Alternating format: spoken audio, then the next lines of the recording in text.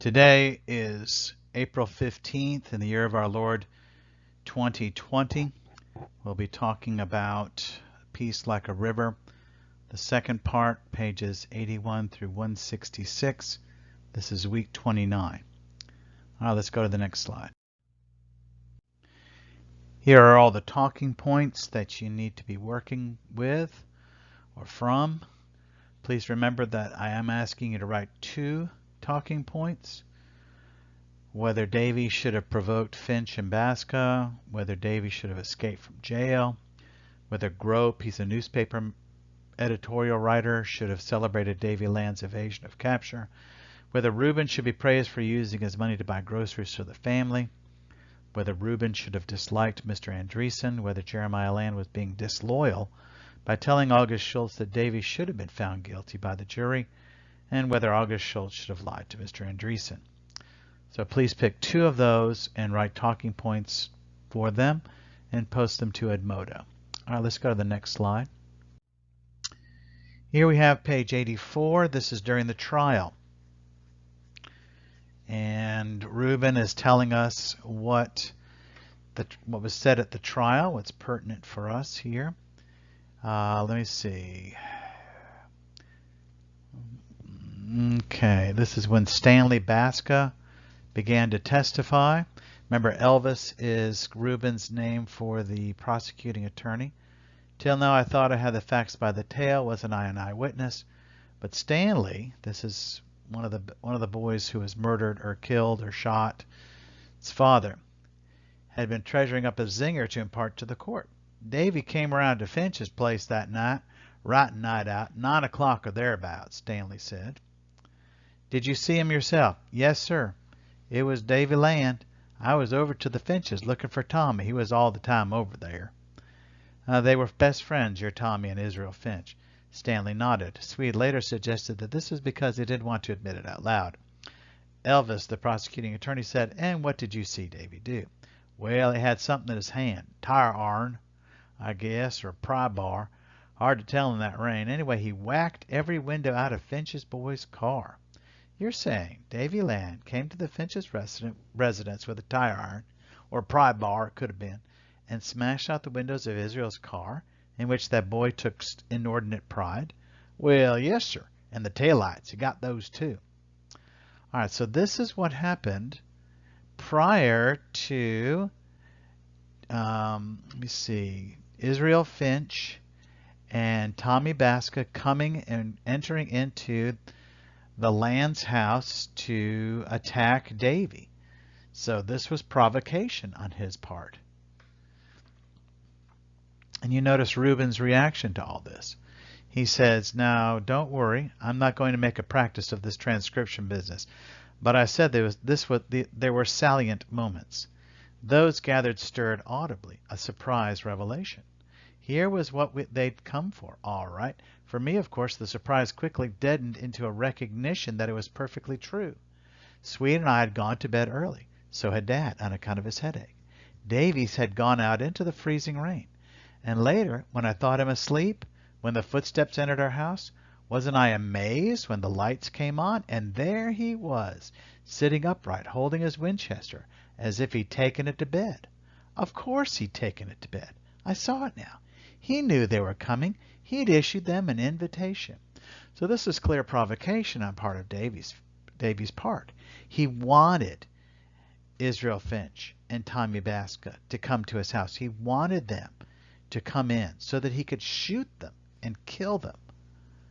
All right, so the question is, should Davy have done this? Was this all right? Was this escalation? Remember, Davy's father had spoken to Reuben about there's no need to escalate. We won already. But Davy was not satisfied with that. He wanted to escalate, and he wanted to bring it to a close. And he certainly did. All right. Next issue. All right, this is Aaron W. Grope, who's writing for the St. Paul Pioneer Press. I don't think that's a real newspaper. Anyway, he writes this little editorial. And he says he's not fretting about the past. I'm happy in the current century. And all that other stuff. But then, how come I envy David Lamb? He's just a kid after all, with an outdated sense of frontier justice. Yes, that's a good way to put it. A kid who went too far and landed most deservedly in jail. So Mr. Grope doesn't question the jury saying that he was wrong, but a kid who exceeded the boundaries of our civilized lives. He ought to be locked up, isn't that right? So how come when I arrive at work, the first thing I do is check the AP, that's the Associated Press wire, to see if Davy Land's been caught, and chuckle on, seeing he hasn't. He's just a boy and a horse, after all, just a skinny length of wire and persistence, who still doesn't know he can't really escape. Such ignorance. This is all tongue-in-cheek. For his face is known to every citizen, pasted on the dashboard of every state, cop, and county hack. I mentioned Chet Huntley and David Brinkley. If you saw the news last night, you know they know him too. A boy and a horse can't outride the law, not in 1962. The police tell us so. Perhaps they are right. America's a grown-up place, after all. It's been a long while since we loved our outlaws. Perhaps the songs we knew as kid about Jesse James, Billy the Kid, and Dirty Little Coward who shot Mr. Howard have no place in a world full of television, helicopters, and rock and roll. Perhaps this is all for the best. And he says today is December 5th. Davy Land escaped from jail 12 days ago. I've just checked the wires and he's still free. Excuse me while I chuckle. So what is Mr. Grope saying here? It's not that he's saying that he doesn't deserve to be in jail. He said he did. What he's making fun of and what he's criticizing is the technological advances of 1962 with radio and helicopter and those kind of things that still prevent or still allow a young man on a horse to outride the law. And that's what he's celebrating, that there's some kind of independence here. Now, of course, in our day, we make everything a whole lot easier because we carry these devices around in our pockets. And these pockets know exactly where, and these devices know exactly where we are, and those watching and monitoring those devices know exactly where we are. That's why in South Korea they were able to emphasize social distancing and make it stick. That's why you have those tracks of all those phones. Of course, they say they're anonymous. They don't identify an individual with those yet, but they can. They could. If they wanted to find you, they could find you right quick. All right. Davy Land didn't have that problem. All right, so Rubin goes on to say, you had to take Aaron Grope for what he was, of course. All but the very best colonists grabbed their causes in such operatic chokeholds. Anyway, as Sweet said, this sort of thing beat the pants off Bubby's story. All right, there was no comfort in it for Dad, though. He seemed to believe that he had lost his son forever, and the popular melodrama of it only made it worse. Now that's Davy's father. Jeremiah, the way he's talking. He's looking at Davy as a lost son. He should go to jail. That's what he needs to do. Mr. Grope here, Aaron Grope, he's romanticizing the whole deal. Jeremiah is not. Should Aaron Grope romanticize it? Is he making a point here? That's your question. All right. Let's move on. All right. Things have gotten pretty bad at the Land place by page 122. Jeremiah Land has been fired from his job as a janitor at the school, and they've run out of money. And they've also run out of food, which is where Swede tells Reuben, we are out of food. All right, so what's happened? Well, Reuben got a job tearing down an old barn or something, which was a good thing for a young man with asthma to try and do, and he gets $25, which was a large sum of money in 1962, and they don't have any. So what happens? Well, first of all, they talked about getting a canoe and buying all kinds of things with that money.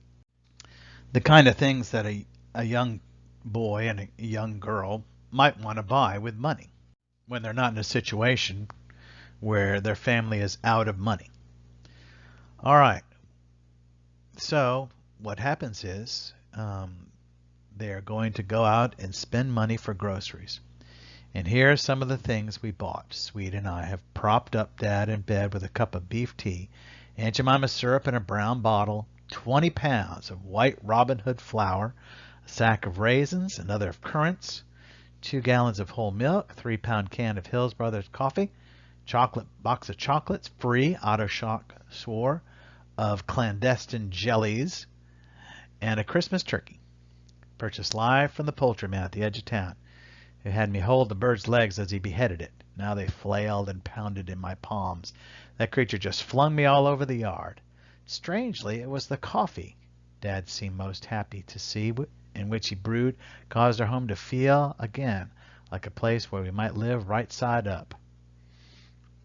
I personally understand Jeremiah Land's appreciation of a good hot cup of coffee. I hadn't seen one in a while.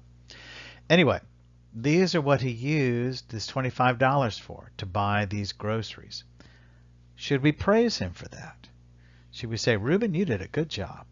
Or is this something that he should have done without being praised? The family needs money. He's got money. He doesn't need it. He doesn't need a canoe. The family needs money. Let him go. He should spend it. And that's the end of it. All right. His father said, Dad sat at the kitchen table with a white ceramic cup all steam and his King James before him, seeing me, reached out to seize me in the muscle. That's a hero's arm, he declared. Thank you, Rube, for stepping in. I'll get strong now. Look here. And he shadowboxed a moment where we sat, and his hands quick again like Davy's. All right. Now his father thanks him for it. All right. Should he have? Is that the right thing to do? Should we praise him for that? Or did he just do what he should? All right. That's your question. Let's go on to the next issue. All right. So, page 124. Then someone knocked, and I poked my head out. Kitchen Swede was admitting a man in a gray pinstriped suit. His hair was brown and flattened around his temple, as if he just removed a fedora. That means a hat. He had a slick ID card in his hand and was sniffing our newly rejuvenated air. Is that coffee fresh? He asked. It's been a defining trait of our family. The moment some simple but meaningful treat is prepared, a good fish soup or first pot of coffee in weeks, up trots some uninvited person with an appetite. The man in the suit was named Andreessen. He was a federal investigator. That means he works for the FBI. And had the boldness to state that he expected to nab Davy before the turn of the year. He used the word nab, and I thought Swede might kick him, or perhaps lurch suddenly with the coffee, for she was serving him a cup. I hoped she would. He was smug, clearly an enemy. But she set the coffee primly before him, and Andreessen picked it up and sipped without acknowledging the hospitality, and said to Dad, he's just a kid still, after all. Going to get pretty lonesome this time of year. He's going to make contact with you, Mr. Land. We want to do the right thing when he does. Which is... Dad didn't care much for Andreessen either. Andreessen could tell it and eased his tone a little. I know you don't want your son hurt. So when he calls you or writes to you or however he does it, just do what's best for him. Andreessen slipped a card from the vest pocket of his suit. You can reach me here. I didn't know you fellows were interested, Dad said. It wasn't impertinence. It was the truth. Up until now, we'd had speech with local cops, county cops, state cops. Andreessen was our first Fed. Naturally, I disliked him from the start. We suspect he's crossed state lines. That makes him our job. Dad stood and remained standing until Andreessen had to also. Dad said, well, thanks for coming by. When he gets in touch, Mr. Land, you've got my number. Dad smiled at the floor a moment, so thin you could see his strength, thought it was not his own, then looked up and replied, Mr. Andreessen, you and I will not speak again. So I don't think Jeremiah Land likes Mr. Andreessen. But should Reuben have disliked him? Should we dislike a man who's simply doing his job? It's not like Mr. Andreessen was out there at a personal vendetta. He was simply doing his job. Is that a reason to dislike him? Now, you could say he was smug, and he was doing kind of snarky things. He got a cup of coffee without saying thank you. But those are just minor issues. The real issue is he's doing his job. Just because we don't like his job and we don't like what his job is requiring him to do, does that mean we shouldn't like the person? Should we be able to separate the person from his duties? All right, we might be able to say yes until they come looking for our family members or something like that. Then it becomes a little more personal, and that's the issue that Reuben has. It's a question of loyalty. Should he be loyal to his brother, or should he just accept Mr. Andreessen is doing his job? That's your question. Let's go to the next slide. All right, here we are on page 139. And what's happened is they've gotten in a trailer, which they inherited from Mr. Lurvy. And that's part of the story you'll read this week. Anyway, they've gone to North Dakota and they met some old friends of theirs, August and Bertie Schultz.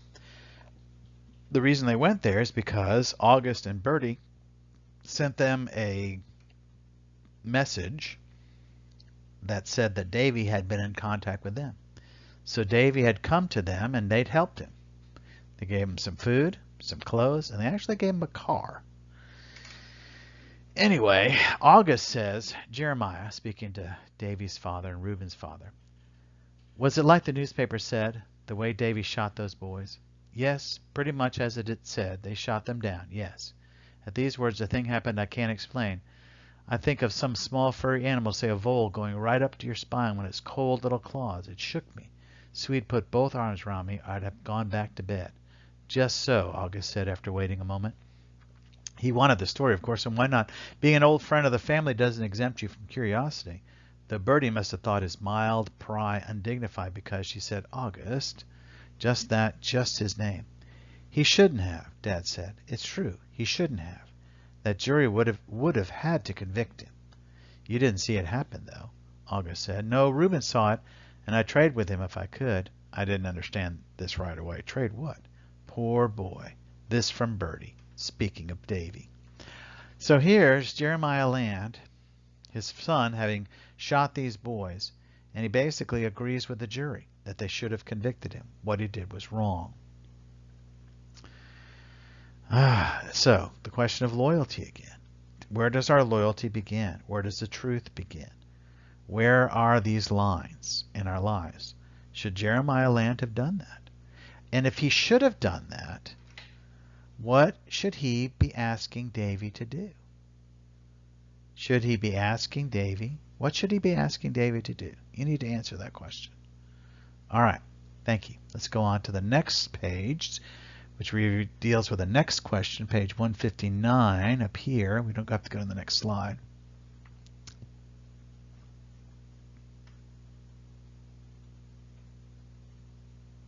Oh, here it is. Mr. Andreessen has caught up with them in North Dakota. He's met them and come to their trailer. And Mr. Andreessen is talking to Jeremiah Land. Do you have news for us, Mr. Andreessen? Jeremiah asked. Well, I know I don't. Then your purpose here is abstruse. That means it's unknown to him. It's a mystery. I'm glad to explain. You departed suddenly in the middle of January. Your rent is paid through April, though you no longer draw a salary, and you have no savings. Half of roofing thinks your mind is soured. They think you're out here eating locusts. Dad chuckled. How about the other half? Now, eating locusts is a reference, of course, to something. If you don't know what eating locusts is, you need to go find it. Look that up in your concordance. They believe you heard from your boy and are gone to go meet him. Which theory appeals to you? I'm trying to think what else could bring you here now. He meant the Great Plains in midwinter. It actually wasn't a bad question. We're looking for him, Davy said. Andreessen appeared to be waiting for explication. Finally prompting, did he contact you? No. Did he contact August and Bertie? Notice he didn't even say Schultz. Andreessen's familiarity with our whereabouts, finances, and friends was a type of worry I'd never encountered before. Yes, he did. Now, notice this is very important. Jeremiah Land does not lie. He tells the truth. Even though, as it goes on to say, August told me differently. Very loyal, though it does leave him open to accessory charges. What directions did your boy leave him? None. Andreessen looked at Dad as though he were a slow child. Mr. Land, it's my responsibility to find your son. At this moment, it's my only responsibility. And then he goes on patronizingly. And that's about it. So they kick him out, but you can read that on your own. The question is, should August and Bertie have lied to Mr. Andreessen?